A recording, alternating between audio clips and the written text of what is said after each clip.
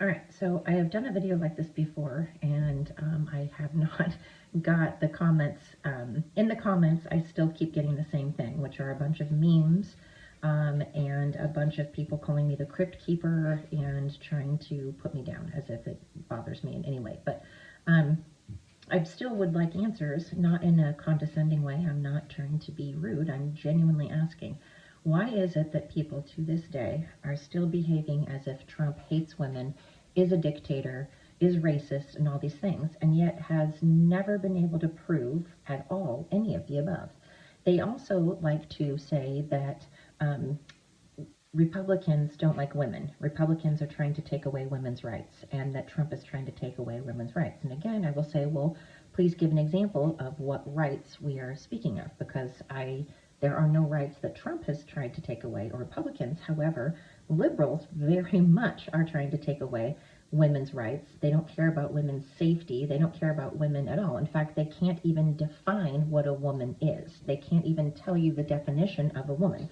So they are allowing men to compete in women's sports. Women have tried long and hard, have fought long and hard to finally be able to compete on a competitive professional level and be able to win gold medals, to be able to get in the Olympics, to be able to compete nationally, to be able to have professional sports. And then liberals decided to take all of that away by allowing men that haven't even won any titles or anything significant in their own field against other men, decided to allow them to compete in women's sports, including boxing, which could very much harm us and put our safety in jeopardy.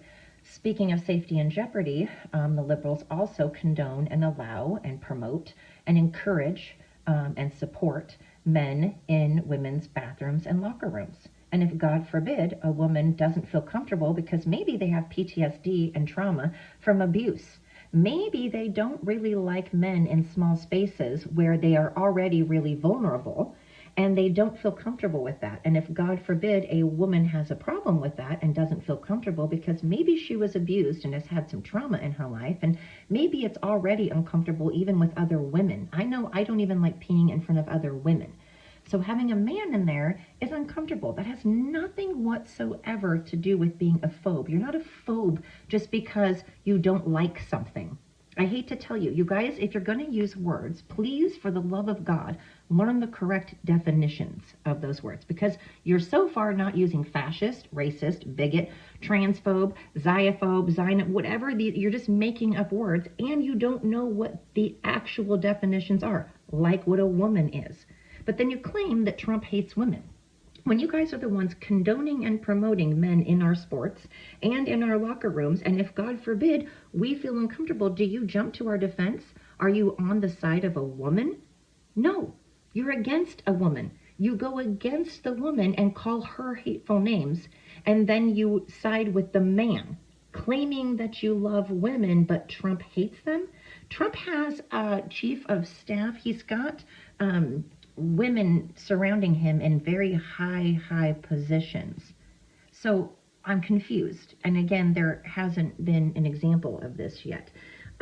Also, I don't understand how you can call him a dictator when you've got someone like Obama who made it mandatory that you use his health insurance. And if you didn't use his health insurance, then you got fined. Well, people out there had really good health insurance and had doctors and insurance that was tailored to them and their family and their specific needs. And they had doctors and hospitals and clinics that they went to that they liked, that they chose. And those doctors and people are ones that they chose and they wanted to go to and they felt comfortable. But Obama came along and said, no, you have to, it's mandatory. You get on Obamacare. And if not, you have to pay $750. You have to pay a fine if you don't take Obamacare. But you're calling Trump a dictator. Then you've got vaccinations and wearing masks. Nobody knew what the side effects of the vaccinations for COVID were, yet Biden and the Democrats decided to force it. Say, if you don't take these, you can be fired from your job. You will be fired from your job. You will lose your livelihood. And then Democrat governors that ran the states decided to make it mandatory, or you lose your livelihood.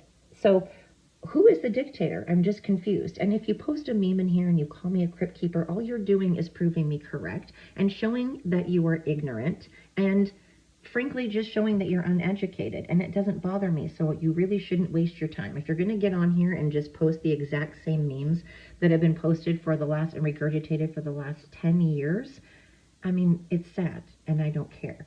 What I want are answers to my questions, logical ones that are filled with facts, not claims, not claims. There's a difference between a claim and a fact, and I would like some facts